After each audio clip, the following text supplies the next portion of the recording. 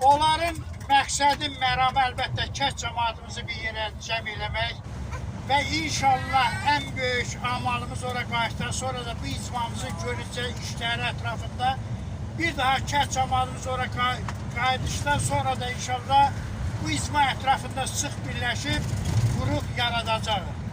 İnşallah elə biz qrup yaradacağıq ki, o düşmənlərimiz Kafandan, Gorustan, Siyandan üzü bəri baxanda qrup yaratdıqlarımız, həkib becərliklərimiz onlara göz dağı olacaq. Sevimli şairimiz Elbrus Qayalı yazır ki, güvənib ordumuza Qubadlıya gedirik. Ərənlər yurdumuza Qubadlıya gedirik. Dilə gəlir dağ, dərə, gəl deyir ellərə, son qoyub nəsillərə Qubadlıya gedirik.